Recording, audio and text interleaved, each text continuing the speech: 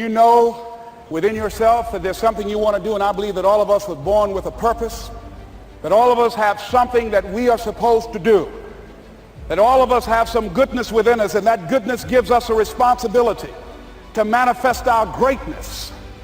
And when you know that, you can feel it in your guts, and you know that you're deliberately operating below your potential, you've gotten comfortable, you stop expanding, you stop stretching, you stop challenging yourself. Let me share something else with you. Not only is it possible for you to have your dream, but it's necessary. It's necessary that you have it, that you work on it, that you develop yourself, that you go for what is yours in the universe. I have a friend that at the beginning of the year I was in Los Angeles giving a speech, and I do a seminar teaching people how to become involved in the speaking business, and also one called Speaking with Power, teaching people how to begin to develop their communication skills. And this friend, I said, I want you to work with me. I called her up. She said, Les, are you sure I can do it? Sure you can. You have a PhD in communications. I don't have that. If I can do it, sure you can do it. In fact, I'm going to give you the support that you need. Here's what I realized, ladies and gentlemen. We only have enough energy to take us to a certain level, but it's necessary that we assemble ourselves with other people who share our vision, other people that can see it for us, to give ourselves a home court advantage.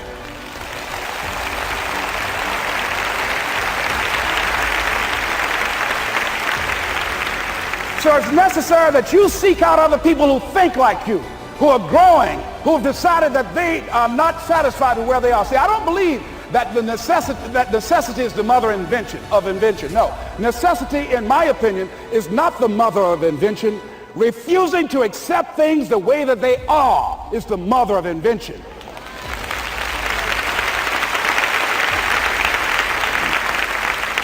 When you decide, I'm not going to settle for this, this is not going to be it for my life, I deserve more than this. See, that will start making you do some stuff. See, a lot of people go to work every day miserable, and all they do is just talk about how miserable they are. But they don't do anything about it. So I was telling her that I knew she hated her job with a passion. I said, you can do this. You got more going for you than I have going for me. And we've been going through this for years, ladies and gentlemen. She'd been to my seminar speaking for a living. She brought her husband, and that was one of the major problems that I realized that happened in her life. He couldn't see it for her. So you got to make sure that you have people in your life that can see it for you, that will encourage you. Non-affirming relationships can hurt you.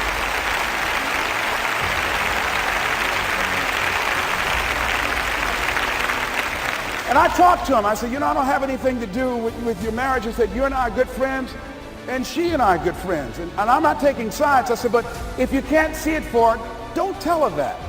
Just give her some support. What if you're wrong? It's possible, man, that if I'm doing it, she can do it. Well, you're different. How are you going to tell me that? You've seen her speak. She's got great speaking skills. Don't underestimate her. You don't know. You got a great woman here. But you see, people who can't see it for themselves can't see it for you. He was happy.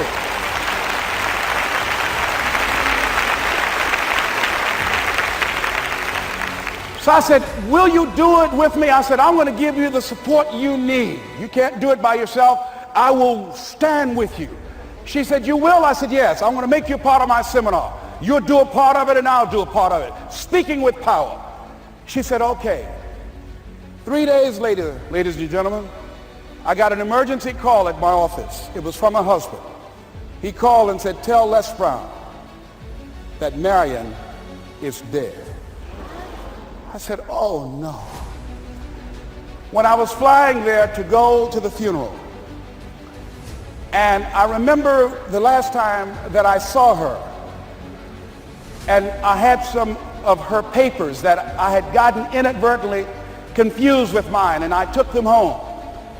And I was searching through these papers to do one of her works. She was a prolific writer.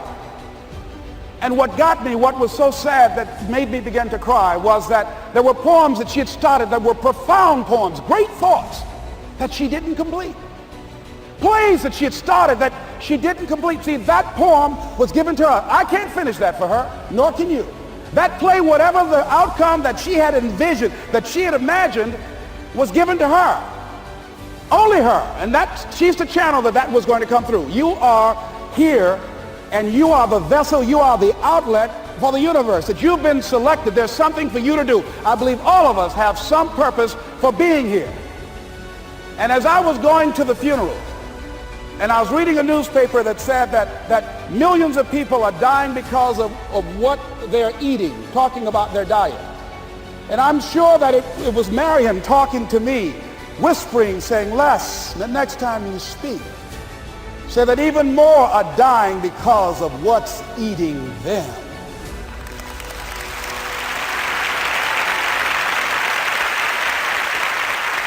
When the challenges of life come your way, you've got to find ways to increase your sense of self-appreciation, because if you don't, you're bombarded with negative stuff every day that beats you down, and you will find yourself unconsciously engaged in self-destructive behavior. If you don't program yourself, life will program you.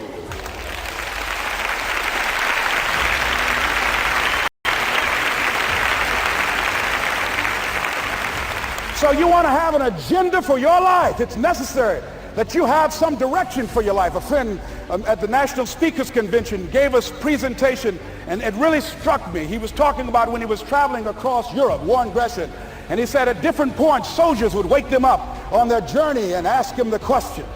And I posed this to you. The question was, where have you been? Why are you here? And where are you going? And that's what I ask you. Where have you been? Where have you been up to this point? You look at your life. You look at what you produce. Is it giving you what you want? Are you living on purpose? Are you living your dream? Are you acting on your ideas? Are you doing all you can do? Have you gotten comfortable? Are you procrastinating? Are you evading your own greatness? Are you surrounding yourself with people that can nourish you? Are you challenging yourself? Are you experimenting? Are you learning something different? Is your life an adventure, or is it boring? Where have you been? Why are you here? What brought you here? Investing the time, the money. What brought you here? And where are you going? What is it that you can get out of this session, out of this lecture? That when you leave here, rather than this just being a spectator event, that you got some idea, some dream, that you might have to go back and brush it off and look at it again and say, I've got to do this. This is my stuff. This is what I'm supposed to do. This is why I showed up. Where are you going with your life? What decisions are you making right now as you look into the future?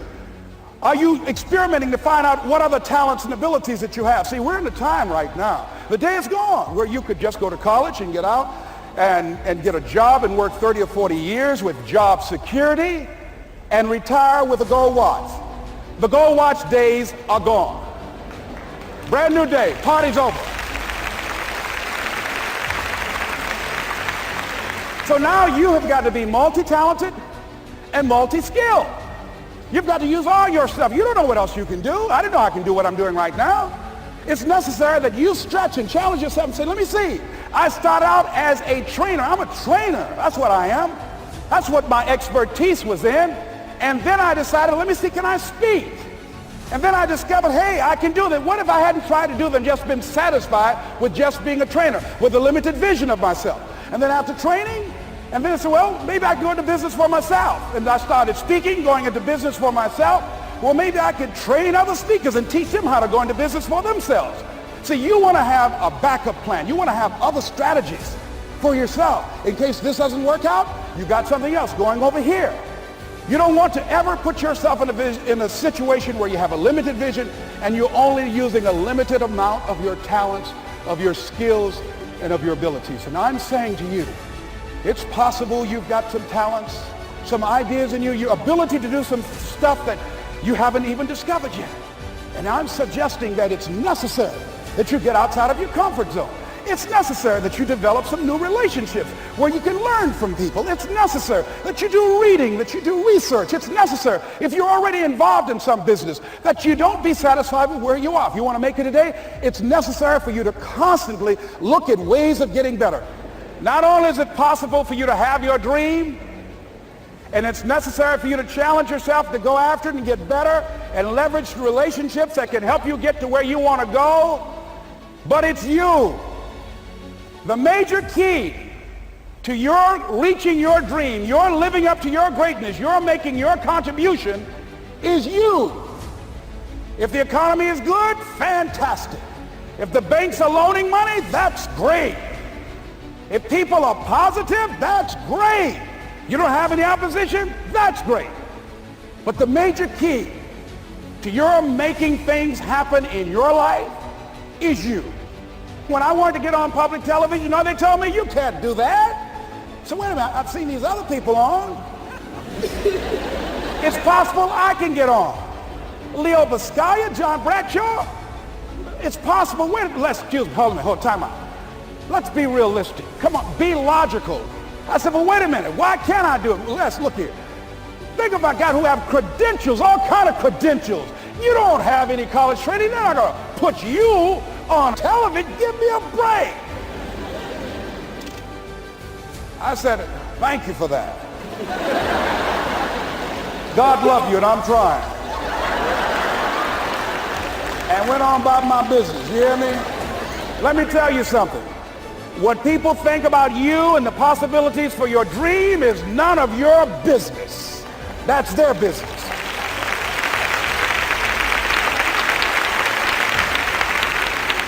They have no imagination, ladies and gentlemen. They're living out of the past, out of their memory. Their attitude is it can't be done because they haven't seen it. They're judging according to appearances.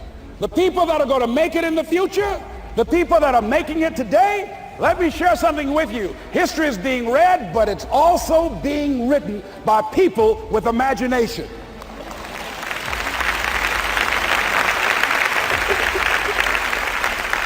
So I went to the next mode, necessary to start talking to people and seeking and asking for what I wanted and leveraging relationships and trying to find out how do the people do it that went ahead of me? How do they do it? And then what is it I need to do? How is it I need to train myself, to develop myself? What's the resources that will be required in order to make it happen? And as I start seeking out and asking questions, I started running into people who said, I know someone who can help you do that. And they helped me get connected with those people. Remember, we have so much energy that can take us so far. It's necessary that you hook up with some other energy that can take you to the next level. I hooked up with them. They said, let's go. I said, away we go.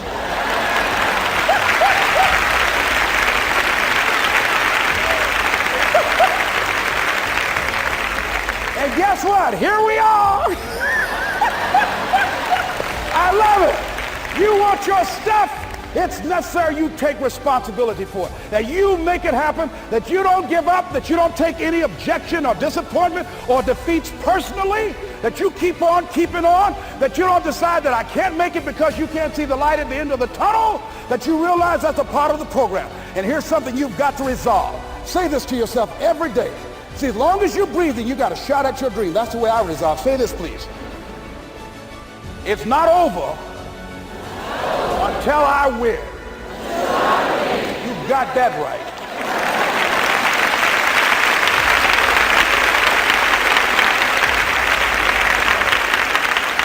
It's not over till I win. Not over till I get through. It's not over till I get over. Not over till I get what I want. Door can't open today, look out. I'm going to come back and take the hinges off. That's how you got to do that. You've got to have that kind of courage, that type of determination. If you want to make it happen, it's you. That you've got to take personal responsibility to make it happen. That you have got to own what it is that you want to do. If it's taking care of your well-being, if it's making a difference in our school system, if it's working with senior citizens, if it's to protect our ecology, if it's to create an economic renaissance, if it's just to take yourself to another level, it's you. You've got to make that happen. We can point out many things that can make it inconvenient or can slow us down, but ultimately, it's on us.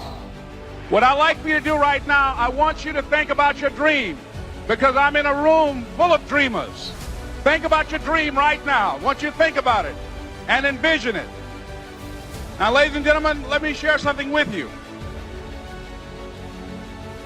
I do not believe that any of us have dreams that were not given to us for the purpose of accomplishing those particular dreams.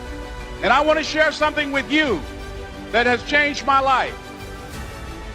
I started out, as was indicated by Jack, very humble beginnings. I don't know what that dream is that you have. I don't care how far-fetched it might appear to be. I don't care how disappointing it might have been as you've been working toward that dream. But here's what I know, that dream that you're holding in your mind, that it's possible. Let's say that together, please. Say, it's possible. See, sometimes we can't say, I can do that. But what we can say, that it's possible that I can have my dream as we run toward it, as we work on it day in and day out.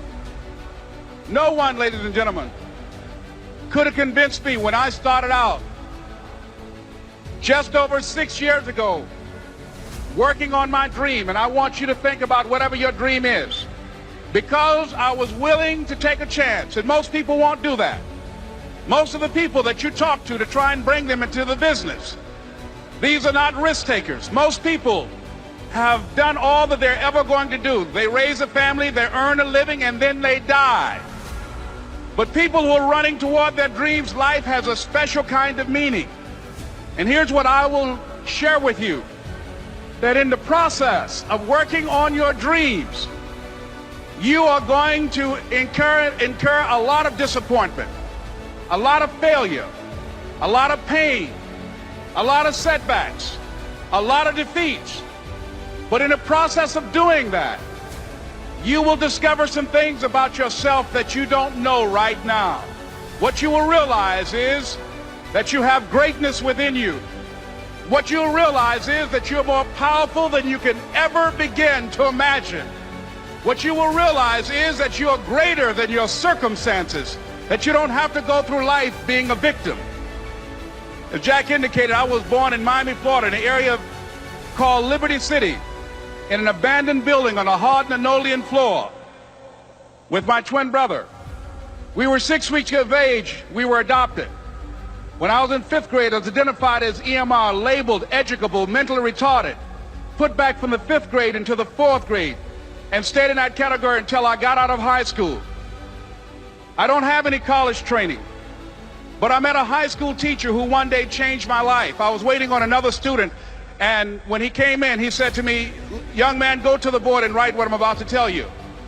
And I said, I can't do that, sir. He said, "Why not?" I said, "I'm not one of your students." He said, "It doesn't matter. Follow my directions now." I said, "I can't do that, sir." He said, "Why not?" I said, "Because I'm educable, mentally retarded." And he came from behind his desk and he looked at me. He said, "Don't ever say that again. Someone's opinion of you does not have to become your reality."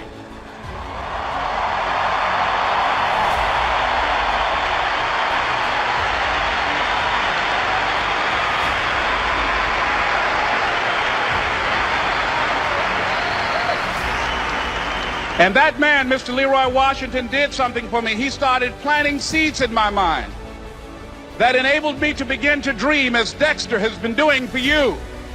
And ladies and gentlemen, I started working on my dream. And most people don't work on their dreams. Why? For many years I didn't. One is because of fear. The fear of failure. What if things don't work out? And the fear of success. What if they do and I can't handle it? The other thing is that most people, ladies and gentlemen, they get comfortable.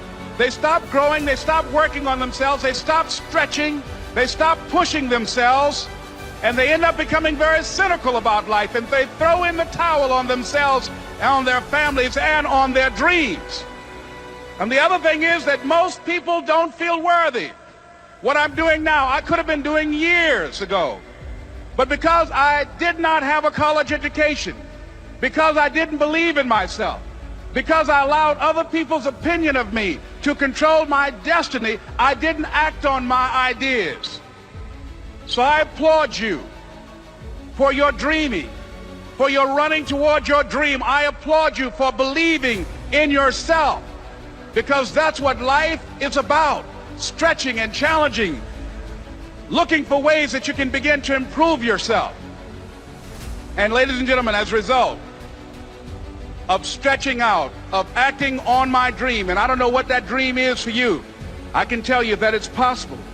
No one could have convinced me that after just over 6 years, I will have my own book entitled Live Your Dreams. Just over 6 years, I will have 5 specials on public television. Just over 6 years, I've done motivational speaking for AT&T, Procter & Gamble, McDonald's Corporation, Xerox, IBM. Just over 6 years. I will now have my own talk show that will premiere on Monday, Labor Day. I'm saying to you, your dream is possible. Your dream is possible. But not only is it important that you believe and begin to know that it's possible for you to live your dream as you run toward it, but I've done something that I want to share with you called Choosing Your Future. In fact, I've developed a set of tapes talking about how to begin to create your own reality by choosing your future. And not only is it important for you to know it's possible for you to choose your future, but it's necessary that you work on yourself, that you develop yourself. It's necessary that you get the energy drainers out of your life, people who don't want anything.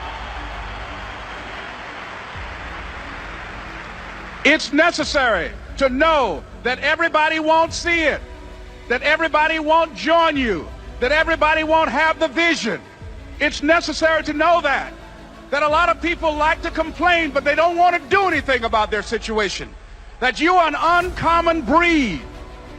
You know, you have to know within yourself that I can do this. Even if no one else sees it for me, I must see it for myself.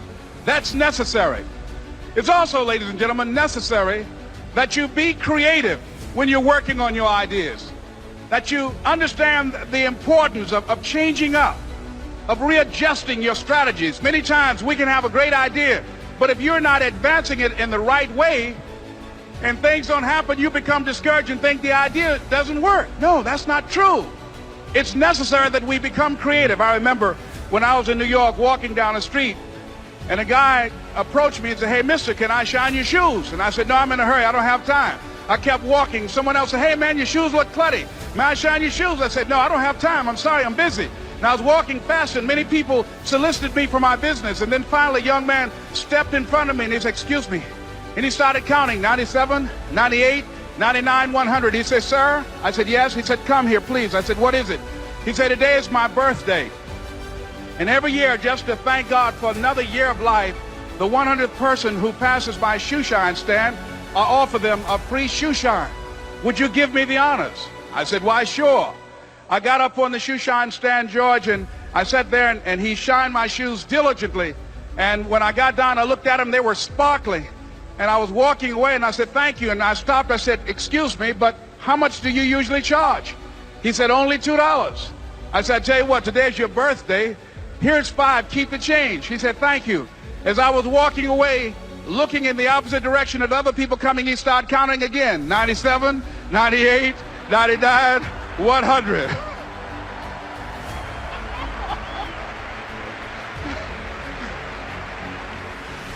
It's necessary that you be flexible, that you are always thinking of how can I improve this better. This is a customer-driven economy. It's necessary for you to always explore various ways in which you can improve the quality of service that you're providing for the people in your organization. I remember something, a major company had talked about the extra value service they were providing for their customers. And the lady who had the news conference summarized it this way. She said, "It's not our intention to satisfy our customers or to please our customers. Our intention is to amaze them." It's necessary, if you're going to compete today, that you look for ways to amaze your customers by being one of those individuals that keep your commitments, that keep your word, that's relentless. It's necessary as you work with the people that you bring into your organization, that they see that you are a good example of a person to work with, because you model integrity and determination and ambition and truth and honesty and the way in which you conduct business. The next step is, that is you. That is you. that no one can do it for you but you. And even though you face disappointments, even though you will experience some setbacks, it goes with the territory. You must understand that. I remember I was playing a game with my 9-year-old son, John Leslie, and I beat him 10 straight games in a game called Connect Four. And finally, I said, John Leslie, I'm bored. I don't want to play you anymore. And I got up. I said, I'm ready to go to sleep now. And repeat out to me, please. Let's say this together. It's not over until I win. John Leslie said, no, you can't go now, Dad. I said, why? He said, it's not over until I win. That was his attitude. We sat down and we played several other games. And finally, after the 11th game, John Leslie won, and he got up and he yawned. And he said, I'm ready to go to sleep now. And I'm saying to you, what if all of us took that attitude after we face a rejection and a no, or we have a meeting and no one shows up, or somebody say, you can count on me, and they don't come through? What if we have that kind of attitude? The car's repossessed. Nobody believes in you. You've lost again and again and again. The lights are cut off, but you're still looking at your dream, reviewing it every day, and say to yourself, it's not over until I win.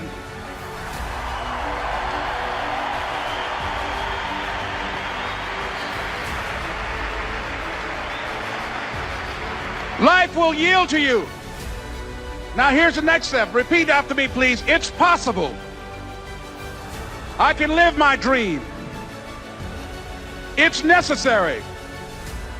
I work on myself. Surround myself with winners. Become creative. It's me. I've got to make it happen. It's not over until I win. So life is full of distractions. And so I want you to think about, what are your goals and what is it that you see for yourself in and out of the pandemic? You just saw video. Here I am, 77, just a few months ago, about 3 months ago, I connected with my birth family. And to see a picture for the first time of my birth mother and father. This thing called life, it's just so unpredictable.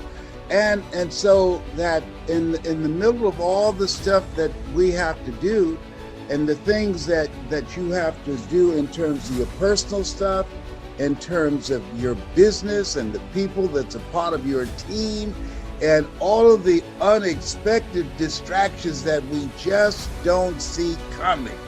This is a very challenging time.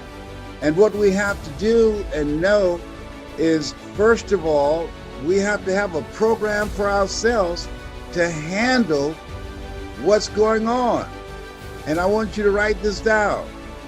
When things go wrong, don't go with them, because they're going to go wrong. That's going to happen. And so having a strategy, a game plan, a ritual to train your mind to observe things and not buy into the things that you see, that's major now more than ever. This is no time to lose it. And so when we look at all the conflict and all the things, the confusions and the violence and the spike in suicide and politicians lying out of their necks every day and say, don't believe your lying eyes. You say, come on. This is a different kind of place. And so this is a time that you have to begin to focus on you. This lady, she was working in hospice and she was interviewing patients who just had a few weeks to live, about 2 months to 3 months. And she asked them, what do you regret about your life? And the majority of them said that I wasn't true to myself. That I wish that I had done the things that had been true to me. It's been said that most people die unlived lives. They die a life that's not them. And so I started examining Where am I now, and what am I to do with what I'm going through just with one of my children who's bipolar schizophrenic? How do I handle that? I call Fab and say, hey, I need some help. Do you know anybody that can help me? Because here I am, can motivate people around the world, and my son, look like I made him by myself, can't hear my voice. So that's very challenging, and it's very humbling. So part of what I want to share with you, develop a ritual for you. I'm the fix-it person, but I had to begin to anchor myself in the words, Lord, grant me the serenity to accept the things that I can't change, the courage to change the things that I can, and the wisdom to know the difference. And if that wasn't enough, I'm at Cancer Centers of America last week, and they said, Mr. Brown, we know we gave you the Perseverance Award for 29-year prostate cancer conqueror. But we see something here, because I just said, let me just check myself out and see how things are going. And they said, your white blood cells are low. We've not seen this. And I remember reading a book called Who's the Matter with Me? And what I realized, that the shift that has taken place in my health that I'm now proactively dealing with, it is a result of stress. That I was allowing the stress, dealing with my son, dealing with the business and all my children, and all of the things that I just have to deal with, no, excuse me, not have to deal with, that I get to deal with. I want you to write this down. Operation Clean Slate. Come on, somebody. Well, I'm coming for you right now. I started saying, wait a minute. A lot of stuff that I had on my plate, it wasn't my stuff. And so I decided Operation Clean Slate. I started getting stuff off my plate, my children, my brothers and my sisters and friends. My mother had a sign, my adopted mother had a sign on her mirror, and it read, oh Lord, help me keep my nose out of other people's business. Now I understand. I want you to write this down. We live our lives forward, but we understand it looking backwards. Now I understand what Mama meant, because I was putting my nose in a lot of business that was not my business. Operation Clean Slate. So you have to sometimes stop, look, and make an assessment and ask the question, what am I to do with this? Where am I going? What's going on with me? Who am I really? Who have I been being? And I have been being Superman or Mighty Mouse. Here I come to save the day. It's Mighty Mouse. He's on his way. I said, no, I resign. I can't even call Superman to help me out. You know why? Because they eliminated the telephone booths. He can't even change clothes. I told him not to remove those telephone booths. He's not gonna risk being arrested for indecent exposure, taking off his clothes in a telephone booth. Now that's not an option. So, so here we are. And we have to deal with this stuff. And so number one, you gotta be true to yourself. You gotta have a ritual to take care of yourself. And you know this. And it's very important. And sometimes we need to be reminded of what we know. I'm getting still, and I'm reading the Bible, the Torah, the Kabbalah, the Holy Quran. I'm reading everything when they said, Mr. Brown, your PSA, which stands for prostate specific antigen 2400. Wow. And I say, whoa. But guess what? I got it down. To below 0. Then it went up to 4. And so I'm working on it again. But what I know is I'm minimizing the stress in my life that I brought into my life. I take responsibility for where I am. and this situation that's an opportunity to prove my discipline and my commitment of making choices, that I would be here and at 77 making the rest of my life the best of my life. And I know that many of you have decided in this mastermind, that's where you are. And because we can't do it by ourselves. And so building mental resolve. I get up early in the morning, listening to things to fortify me, to begin to strengthen myself mentally and emotionally and spiritually. Here's something else. As you begin to dig in and start thinking your life, rethinking it and looking at yourself, why is that important? Because this is a new space that requires a new skill set. Einstein said, the thinking that has brought me this far has created some problems that this thinking can't solve. And so Les Brown had to say to himself, hey, look here, if you do the same thing that got you here, that won't serve you in this new space where we are. So self-awareness is very important. Am I being me? Am I being true to myself? Am I doing the things that I need to do to keep myself on the path to do the things that as I go forward where I am an asset to my family and not a liability? Here's something else.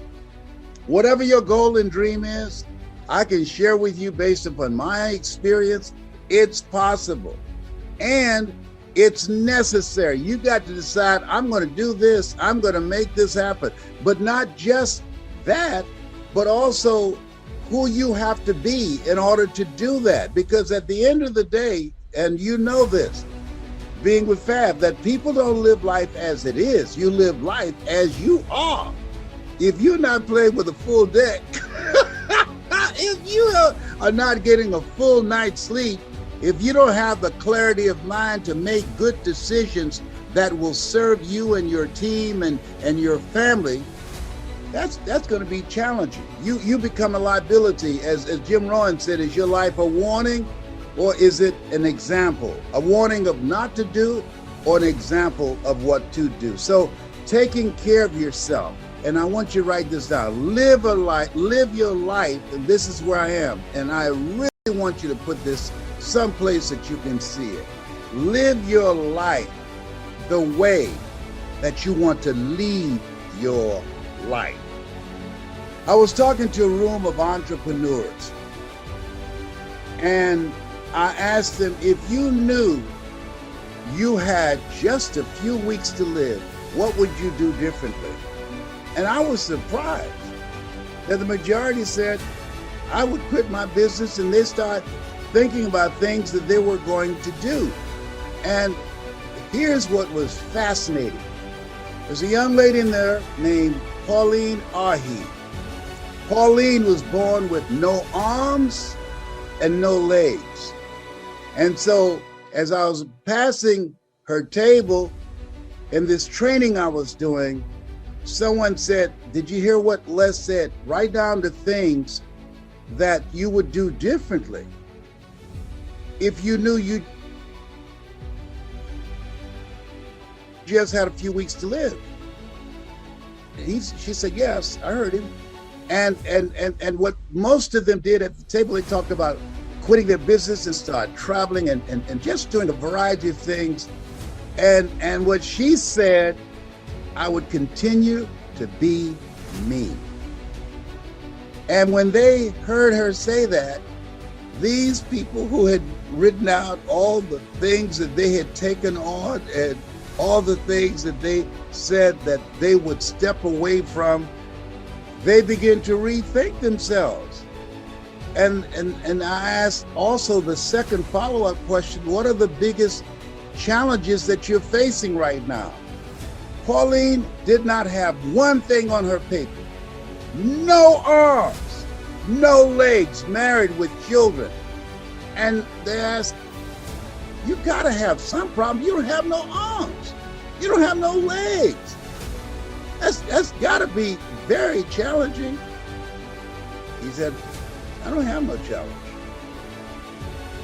I find a way to live life on my terms. Whoa. That's major. She said, I've set my life up, my environment, the people in my life, the things that I'm doing. There's nothing that I'm doing that's outside of what I want to do. I'm doing the stuff that's me. I'm being true to me. That's some lesson in that. See, if I knew I had a few weeks to live, I'd do more Zooms and give more motivational speeches. I told my kids that they tell you I'm dead, don't let them embalm me for 3 days. Sneak in there and put a microphone in my head and my hand in the morgue. And if I don't grab it and say, you got to be hungry, you call your brothers and sisters and say, Dad's gone. Yeah, but, and if my casket give me a microphone or some Colonel Sanders chicken, I'll be fine. This thing called life. So just determining who are you now and who is it you need to be for this vision that you see of yourself, because life is very challenging. It's sometimes up, sometimes down. Sometimes things go well, and sometimes they don't go so well. It's a roller coaster. And so be true to you and decide the things that you envision for yourself, the reason that you're there, the goals that you've set, the relationships that you're building. Make sure that it represents who you are and the things that you envision. You got to have a mindset that I'm going to do this, just like we got started out. Some stuff happened. It's called life. Think it not strange that you're faced the fiery furnaces of this world. You will, not you might. You will have tribulations. Here's something else. Determine what is it that you really want. That's major. What do I really want? And when I started practicing, and I got this from a friend of mine, business partner, Celeste Johnson, Operation Clean Slate, I took a lot of things off my plate, and I'm focusing on doing those things that's in my heart. Where your heart is, there your treasure is also. Spending more time with my children and my grandchildren and my 4 great-grandsons. And so when you look at the things that you want, creating special moments, it's been said, is not the number of breaths that you take, but the number of breaths that takes, the number of moments that you create that takes your breath away. And that's what I'm looking at and focusing on. I remember when I read this article about Howard Hughes, who at that time was the wealthiest man in the world, and they were trying to rush him someplace on an airplane, and he died. And someone asked the question, how much did he leave? And somebody answered, all of it.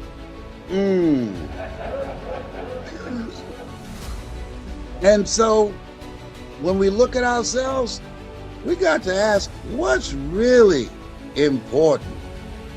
Making a decision, and this time that you're there, to rethink your life.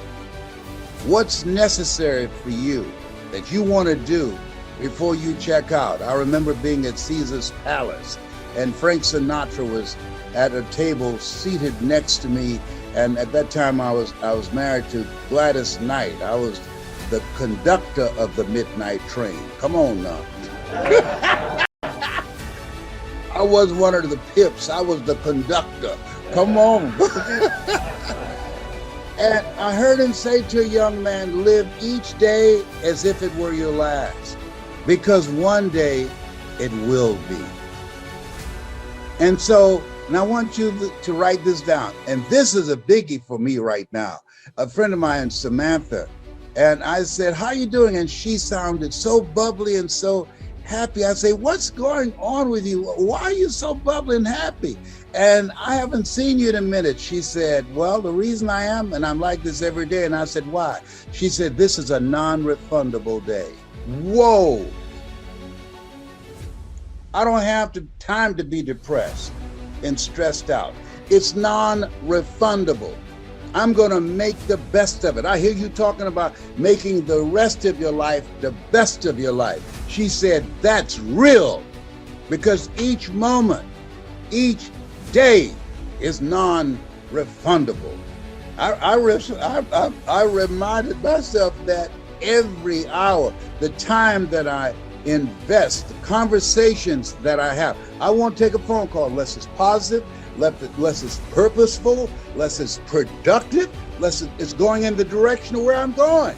I'm not just going to give my time away. I'm 77. No, homie ain't playing that. I'm going to lead my life the way I wanted to do something more meaningful and make a greater impact. I still have some more in me. Simba, you're more than that which you have become. I still believe, and I'm sure some of you believe, that you still have some more in you, that the best is yet to come. Here's something else. Your why, what has driven me and caused me to become the person that I am was I wanted to take care of my adopted mother. You know, my birth mother, she gave me life, but my adopted mother, she taught me how to live life. I feel like Abraham Lincoln, who said, all that I am and all that I ever hope to be, I owe to my mother. And Mama, she was always engaged in life. She was always looking for ways that she could do something differently. It was not unusual for us to come home and Mama, as small as our house was, that she had reconfigured the furniture in the house. And I remember one time coming home and there was a big window in the living room leaning up against the wall. And I said, Mama, why do you have this window here?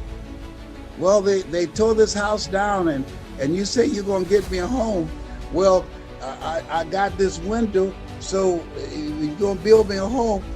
I got a window that could fit. I said, no, man, I'm not gonna buy a home that don't have windows in every room. Come on. And she most certainly accelerated me to getting the home that I promised her that I would get for her. But she had the vision saying, I'm going to participate in this and what you're going to do. I'm going to do my part.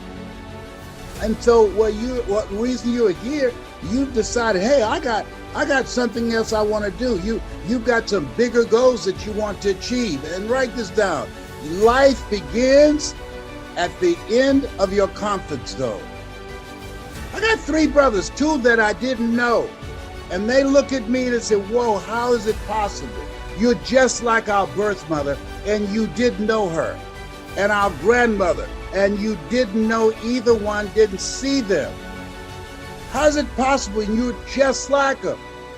And the reason is, one, they didn't have any goals beyond their comfort zone and still don't. And they're fine with that. And that's okay. And the other thing is that people say, well, it's in your genes. No. I remember spending a whole day with Maya Angelou, and Maya Angelou said, it aggravates me when people say I'm a natural communicator.